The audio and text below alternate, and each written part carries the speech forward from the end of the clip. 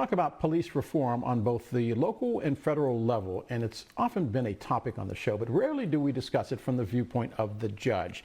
And today we have the opportunity to do just that with a former judge. LaDoris Hazzard Cordell is a retired California Superior Court judge, and she joins us now. She's also the author of the book, Her Honor, My Life on the Bench, What Works, What's Broken, and How to Change It. Judge, thanks for being with us.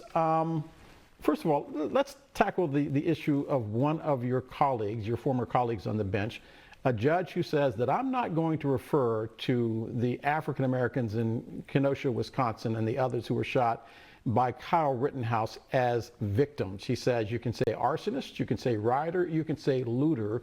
Your thoughts on that? First, thank you so much for having me on, Del. I have a chapter in my book called Bad Judges, and had I known about Judge Bruce Schroeder, I would have put him in that chapter. It's absolutely outrageous, and this is what we call blatant, in my view, blatant racism. The bias of this judge is horrendous, it's shameful, and it doesn't make trial court judges look good. So his view is for three individuals, all of whom were white, who were murdered, two of whom were murdered, one seriously injured by Kyle Rittenhouse. He's refusing. Two of them are dead.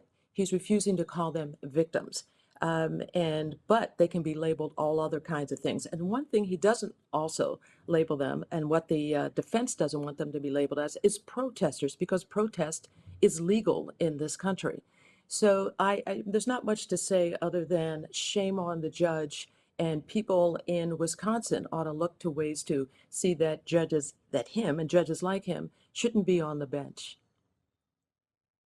Judge, as a journalist, I sat in superior courts and I was stunned at what you guys have to go through. I think that any civics class should include a classroom sitting in the back of a superior court chambers and watching what happens. Is the system broken? And I bring it up this way because so many people are moved through so fast that don't have lawyers, and yet judges like you are forced to make almost Hobson's choices between, do I send them to jail or do I send them back out on the street, when both of them may not be the right answer to the question that you're faced with? Yeah, it's such a terrific question. And in response, initially, I encourage everyone to read Her Honor, because I do write about the experience of state trial court judges, of whom there are about 27,000 in a country of almost 400 million people. And these black-robed individuals make thousands of decisions, tens of thousands of decisions in their judicial career. So it's important for people to understand the system, how it works. And Del, you're right. Appellate judges who review trial court judges' decisions, they can take 60 days, 6 months to make their decisions. Trial court judges, 6 minutes and sometimes 60 seconds in order to make decisions. So it's important for people to understand who they are, how they get to be a judge. State court trial judges are elected. How does that happen? How does it work? Is that the right thing to do? So in my book, I have a chapter called The Fix, where I talk about how the system and our legal system is broken. And for a reason, I don't call, for example, the criminal justice system, I don't call it that. I call it the criminal legal system, because we're not there yet in terms of justice. There are things that are broken that need to be fixed, and I suggest 10 of them in the chapter, The Fix. I love me some lawyers. My sister teaches law at a major university, so I had to say that, or she would sue me. But that being the case, one of the problems in the system also, we talk about police and we talk about judges, but we don't talk about lawyers, and the fact that in a lot of small towns, the only way they can make their money is by the mill, the grist. Talk about that for a second, the small town lawyers that just have to keep the cases going because that's how they make their money. That's true. And in these small towns, we know that frequently money is raised for these small towns by imposing fines and having people have to pay fines for traffic violations in order to keep things going.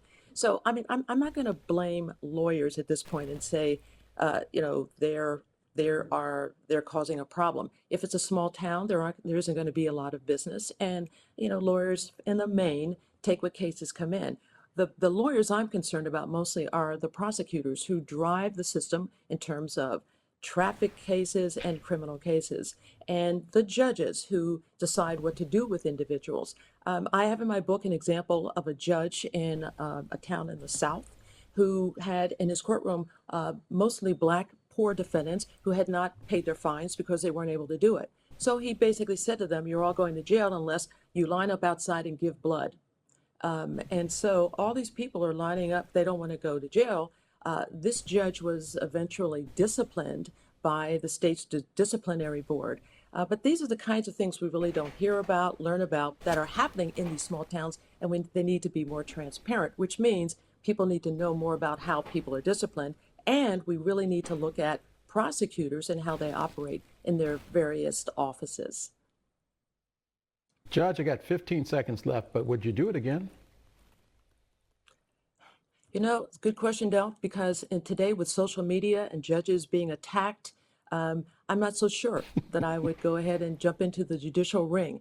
But that doesn't mean I don't want to discourage people from doing it, but it is a different world today. That segues well into our next segment. LaDoris Hazzard Cordell, she is a retired California Superior Court judge. I want to tell you again about her book because I think you should buy it. Her book is Her Honor, My Life on the Bench, What Works, What's Broken, and How to Change It.